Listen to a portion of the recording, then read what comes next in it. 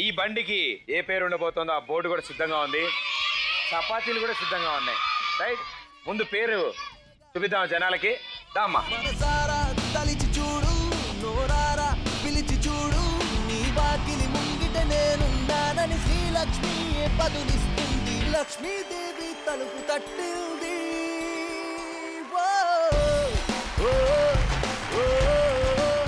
Board అయితే వచ్చేసింది.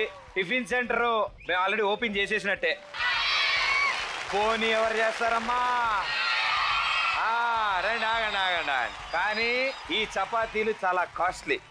సాధారణంగా చపాతీ ఒకళ్ళు చేస్తారేమో, మేము ముగ్గురు కలిసి చేసాం. సో ఈ చపాతీ చాలా కాస్ట్లీ. ప్రేమతో మీరు ఎంత పెట్టి కొందామన్నా కొనొచ్చు. ఎందుకంటే మీకు వచ్చేది చపాతీ కాదు, మీ చేతుల మీదుగా వాళ్ళ ఇంట్లో చిరునవ్వులు వస్తాయి. అండ్ మీరు కొనే ప్రతి రూపాయి ఆ పిల్లలు కడుపు నిండా 3 పూట్ల తినగలుగుతారు, చక్కగా చదువుకోగలుగుతారు, అండ్ వీళ్ళ ముగ్గురు సంతోషంగా ఉండగలుగుతారు.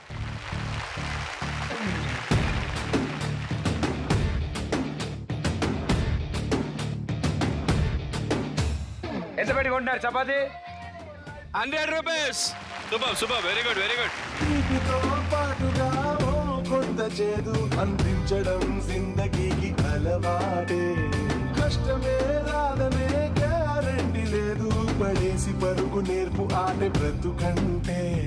అందుకో అందుకో ముందరున్న ఈ క్షణాన్ని చల్లో చల్లో, లైఫ్ సేమిలో ఇదో కొత్త చాప్టర్, జస్ట్ సే హలో. చల్లో చల్లో చల్లించు దారిలో ప్రతి ఒక్క ఛాలెంజ్ ఫేస్ చెయ్యరా.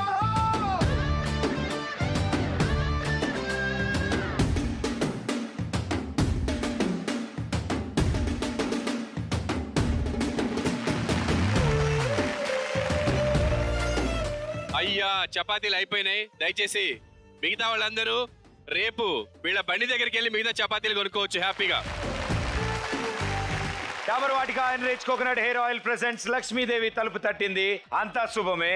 అండ్ ఎంతో మంది ముందుకొచ్చి వీళ్ళకి సపోర్ట్ చేయడానికి, సహాయం అందించడానికి మీలో చాలా మంది ముందుకొచ్చారు. చాలా మంది డబ్బులు పెట్టి ఆ చపాతీ కొనుక్కున్నారు. నిజంగా ఇంకా చాలా మంది వద్దాం అనుకున్నారు, కానీ అప్పటికే పాప వెనకాల ఉన్న వాళ్ళు కూడా ముందుకు రావడానికి సమయం లేక వాళ్ళందరూ ముందుకు వద్దాం అన్నారు. కానీ అనుకున్న వాళ్ళందరూ థ్యాంక్ యూ సో మచ్. మీరు అనుకుంటే చాలు, మా దాకా కూడా రావక్కర్లేదు. అండ్ అలాగే ఇప్పటి వరకు 1620 రూపాయలు కలెక్ట్ చేసాం మనం. మొదటి బోని ఒక చపాతీ అమ్మితేనే అంత వచ్చిందంటే తప్పకుండా సూపర్ సక్సెస్ఫుల్ గా ఉండాలి మీ బండి. రైట్, సో ప్రభాకర్ గారు చాలా చాలా థ్యాంక్స్. అండ్ మీలాంటి వాళ్ళు కూడా ముందుకు వచ్చి ఇలా సపోర్ట్ చేయడానికి ఇక్కడికి వచ్చినందుకు ప్రభాకర్ గారు చాలా చాలా thanks sir. Thank you Pradeep. నేను రావడం అంటే నాకు ఇలాంటి అవకాశం రావడం చాలా అదృష్టంగా భావిస్తున్నాను. అది కూడా అమ్మా, అలాంటి వాళ్ళది నిజమైన ప్రేమ కాదు, అది వ్యామోహం. ఎగ్జాక్ట్లీ చిన్నత్త, నిజంగా ప్రేమించుకున్న వాళ్ళు అలా చేయరు. ఎంత మనసు విరిగిపోతే కన్న కూతుర్ని పట్టుకొని మా దృష్టిలో చచ్చిపోయా ఉంటుందా తల్లి? అది సరే అమ్మా, తన కూతురుతో తన మాట అనేటప్పుడు ఆమె మాటల్లో వ్యథ, కళ్ళల్లో బాధ గమనించావమ్మా? పెద్దబాబుకు బర్త్డే విషెస్ చెప్పు కూడా వెళ్ళాం కదా. ఊరికే ఎలా కాలిపోతుంది? మంట పెడితేనో పడితేనో తగలబడుతుంది.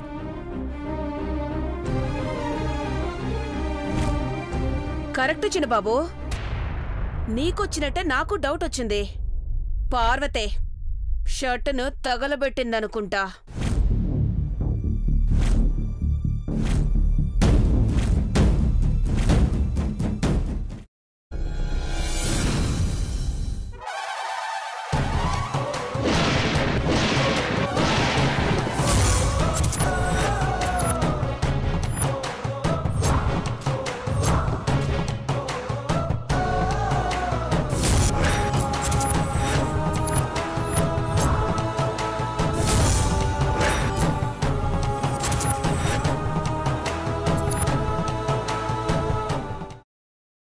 తర్వాత పొట్టు తీసేసి చాప్ చేసి పక్కన పెట్టుకోవాలి.